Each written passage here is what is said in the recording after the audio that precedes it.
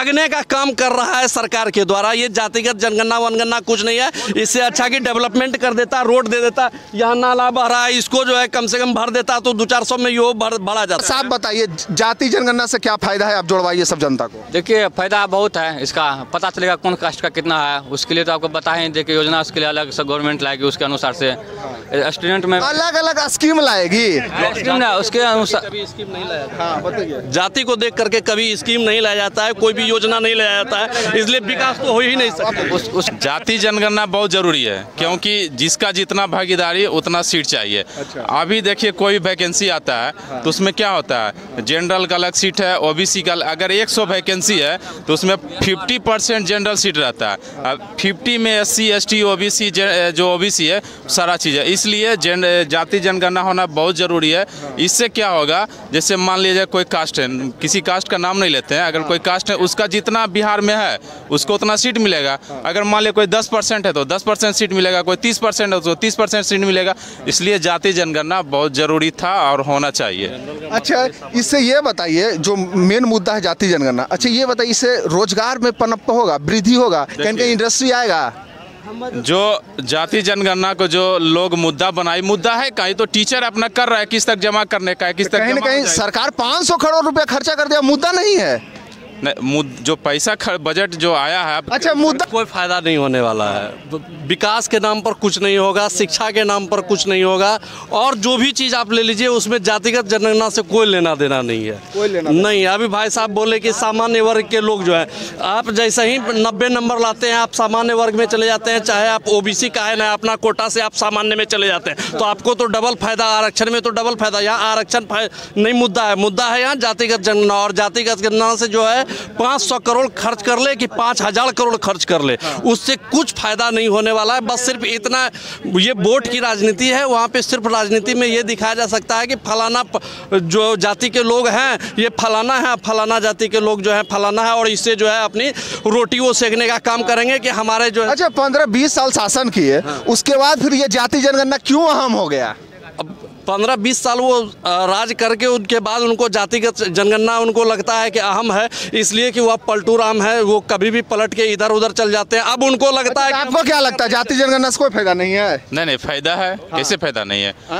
फायदा है। आप देखिए किस आज चाचा को बताइए क्या फायदा है? नहीं देखिए, मायना आप देखिए, फायदा को जानिएगा तब ना किस रूप में फायदा चाहिए। बताइए। आप जो लोग कह रहा है कि 500 करोड़ खर्च हुआ है, तो 500 अगर जाति जनगणना अगर नहीं होता तो विकास हो जाता। जातिगत जनगणना नहीं होता तो विकास नहीं होता है। 500 करोड़ रुपया जो जातिगत जनगणना पे ये खर्च हो रहा है, उसको विकास में अगर लगाया जाएगा तो वो ज्यादा फायदा रहेगा। जो मोदी जी जो बनाए सरदार पटेल का मूर्ति, उसमें कितना 1000 करोड़ का खर्च हुआ है? नहीं, तो उस पर क्यों नहीं बोले? जब जाति जनगणना हो रहा है तो बोल रहे हैं कि मतलब इतना। उससे फायदा हम बताते हैं। उससे फायदा ये होगा कि लोग आएंगे देखने के लिए, तो कहीं ना कहीं उसका डेवलपमेंट होगा, ठीक है, और हाँ पर्यटक स्थल बढ़ेगा, ये तो फायदा ही है। तो उतना बड़ा मतलब 3000 और कम भी पैसा में तो 3000 करोड़ रुपया खर्चा कर दिया, तो क्या दिक्कत है उसमें? आपको दिक्कत क्या है? इसमें यूनिट तो होना चाहिए ना। नहीं, तो इसमें 500 करोड़ खर्च किया तो क्या कोई दिक्कत नहीं होना चाहिए? इसमें क्या दिक्कत है आप बताइए? इसमें ये दिक्कत है कि 500 करोड़ का कोई यूज कहाँ है? अच्छा, ये तो सरासर है कि आप अगर जो जाति जनगणना करवा रहे हैं, जाति को चुन लीजिएगा तो जाति के अनुसार से वोट लीजिएगा, ये भी तो हो सकता है। हाँ, तो होता नहीं, अभी भी तो ही होता है, अभी भी तो ही होता है। इसमें बहुत फायदा है। उसके जितना जाति जो रहेगा ना अलग अलग में, उसके अनुसार से योजना लॉन्च करेगी, ठीक है।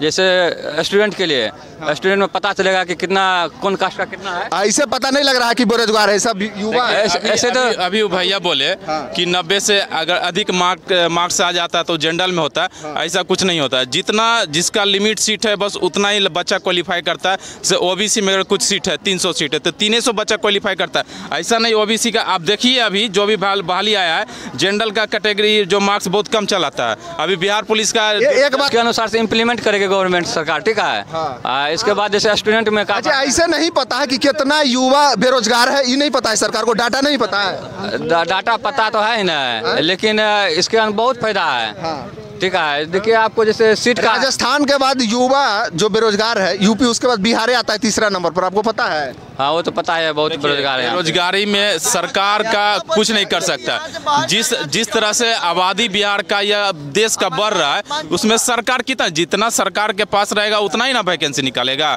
अब जरूरी जो आदमी पैदा लिया सब नौकरी में जाएगा, सबको सरकारें रोजगार देगा। रोजगार तो हमको खुद से मुहैया करना चाहिए, खुद हम लोगों को रोजगार देगा। अच्छा तो डेवलपमेंट के लिए सरकार आज के डेट में क्या कोई इंडस्ट्री है बिहार में, बताइए। देखिए अब कितना इंडस्ट्री तो हम नहीं बता सकते। 20 साल राज के तो बताना चाहिए, क्या लगता है आपको? हमको तो नहीं लगता है कि अगर 500 करोड़ यही अगर कोई इंडस्ट्री ला करके या तो फिर अपना सेल्फ बिहार सरकार अपना इंडस्ट्री लगा देती। मैं एक एग्जांपल देना चाहता हूँ मैसूर का।